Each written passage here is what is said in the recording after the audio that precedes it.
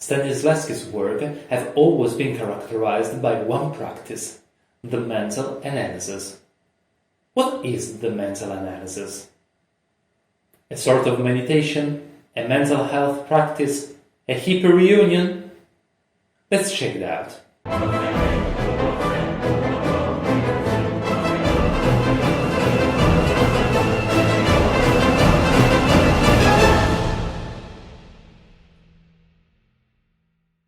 The mental analysis can be described by this image.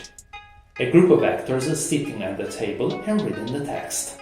This practice got spread all over the world and became a cornerstone in almost every kind of text-based theater practices. Stanislavskij considered the mental analysis as the first and essential step before going on stage, and consists in analyzing the script's dynamics in depth. Stanislavskij dedicated almost his entire life in developing the most effective way to analyze the text, and marked the three key elements on which the actors must focus on. First, the events. The events can be considered the script's skeleton. They are its main structure and give the main dynamic of the play. The events mark something that happens in the story, both during the story and out of the story. The tragedy of Hamlet, for example, begins with a basic event outside of Shakespeare's play, the death of the king.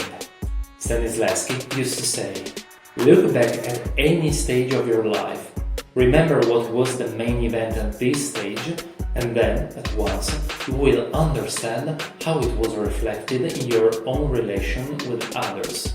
It is the same in drama. The events can be divided in two groups: starting events and final events. As we said, Hamlet's starting event was the death of the king, and Hamlet's final event is Fortinbras' coronation. Then there are other groups, the events of the single acts and the events of the single scenes. If we put all the events in a straight line, we can consider each one of them as the ignition fire that boosts the dynamic of the play until the end. In our brightest dreams, all the events of the play are connected to each other. But many times it is not.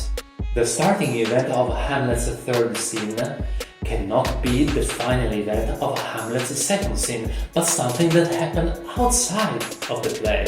The third scene's final event in the first act might happen in the fourth act. Yeah, that's a real mess. 2. The circumstances.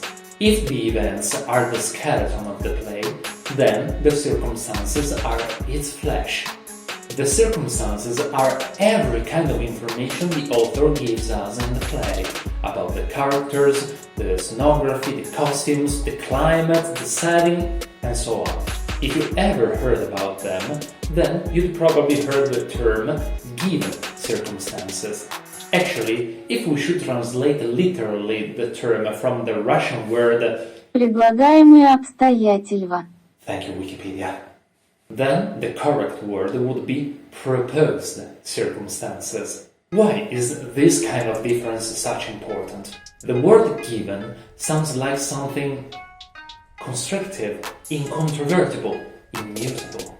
The word proposed, on the contrary, it sounds more fluid, and this is essential in the actor's work because it means freedom of interpretation and freedom of choice. For example, two actors who play the same character can give more importance to a circumstance and ignore another. And this will make the character's interpretation very different from one another. Moreover, in a theater show there are not only the circumstances proposed by the text, but by the director, by the scenographer, by the actors, by the makeup, by the producer, and so on. 3. The evaluation of facts and events. Great!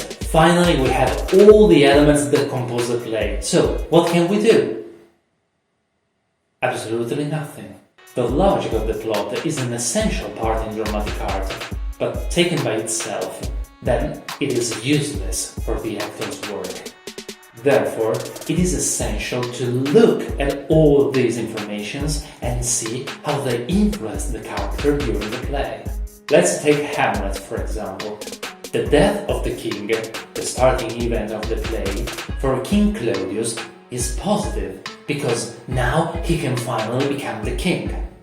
But for Hamlet, the death of the king is negative because he has to abandon his studies and come back to the constrictive court life he hates. So these were the three key elements in mental analysis. It was a very technical video, but I hope you could enjoy it. Write your impressions in the comments and see you soon in a new video.